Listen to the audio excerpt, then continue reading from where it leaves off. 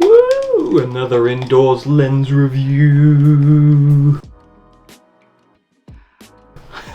Hopefully we're doing well outside soon, but the weather has to clear up after that, so we'll see, won't we? Reviewing the 200-600 from Sony, because I'm reckless once again with my money, as I've now switched entirely to Sony. I don't really have a wide angle zoom, so I've only got my wide angle prime now. What I'll probably be focusing on in this is nothing to do with technicalities. Lens blades and aperture blades, who the fuck cares? Starting things off, we've got obviously it being a 200-600, so it being a telephoto zoom lens. Obviously I'm not spending 12 grand on a prime when it's as kind of a extreme hobby. Meh. Image quality wise, lens, very sharp, believe it or not, because it's £1,500. You'd hope so, really. But with a lot of lenses coming out at the moment, especially Sigma's 150-600 on the Sony E-mount, which has just released, you'll find that image quality wise, even though this is an older lens, will probably keep up to date with newer lenses just because it is a higher grade lens. The higher the grade of the lens, the longer it's going to last. Hence why Canon hasn't released any new L series lenses in quite a while. Autofocus wise, so with this I found there's a few caveats to autofocus. Obviously trying to focus through an object, yeah, you can't focus on someone's face through a brick wall. That's obviously not going to happen. But when it comes to having something in focus and then there being reeds in front of it or something like that, it tends to pick up on the reeds more than it does the kind of animal that I'm shooting, which is fine. I just switch it usually to DMF or just manual focus flat out, and overall it seems to work perfectly fine. Autofocus has been 90% perfect for me, really, so I have no complaints about that.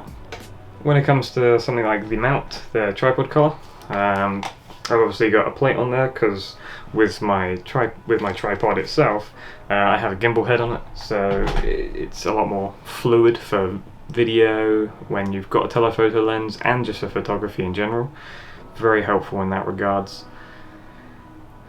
With the actual lens itself being quite large, you definitely do need to either tripod it, or if you are hand holding on it, you're going to want to raise that shutter speed quite a bit. I found that the stabilization in this is pretty decent just on the lens itself. It's helped by the in-body stabilization of my A7 III, but you definitely want to try and tripod this when you can. It makes a world of difference, really, it does.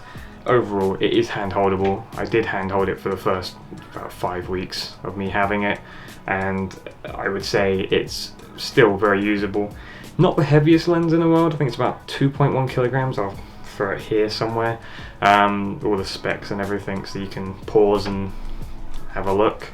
But I would say, as the size of lens goes, very usable, especially for a 600mm maximum. Obviously Sony has the option to crop into an APS-C mode, which on this is about 10 megapixels and on the lens is about 900mm, which is a lot. I don't think I need that, but there has been times where I'm just like, fuck it, crop.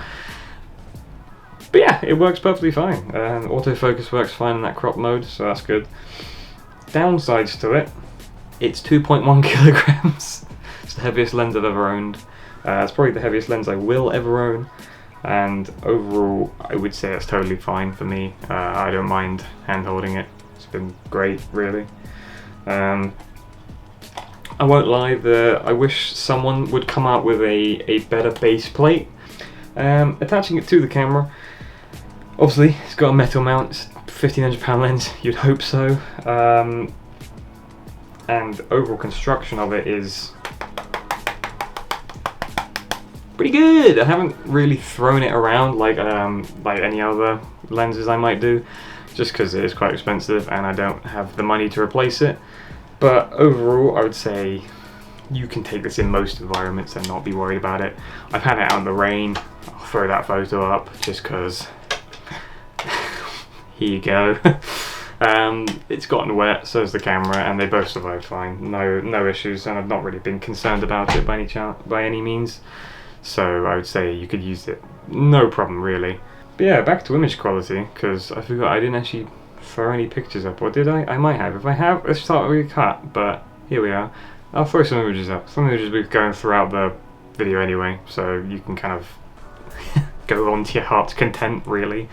And this is, yeah, the images are great from this image. The images are great from this lens. You'll find no flaws or anything. There's slight kind of distortion in the corners, and overall the in-camera fucking correction is perfectly fine. It does it in the raw files anyway, and Lightroom just goes, hey, cool, you got this lens? Fine. So it just, yeah, there's no issues there. I've not encountered any issues with barrel distortion or it focusing wrong or breathing issues. Yeah, I've got breathing issues. This lens doesn't. So overall, can't really go wrong with it. Like I said, Sigma has brought out the 150-600. It is a fantastic lens. Focusing's great. Image quality is meant to be fantastic throughout the f-stops. It's meant to be really good wide open as well, which both this and back lens will do amazingly well. But I wouldn't say buy the Sigma over this one. I would genuinely recommend this over the Sigma, just for resale value. Image quality will be better, and autofocus will be better because it's a native mount. So any other questions you guys want about it, please feel free to ask. I will happily answer any of them, but yeah, have a good one.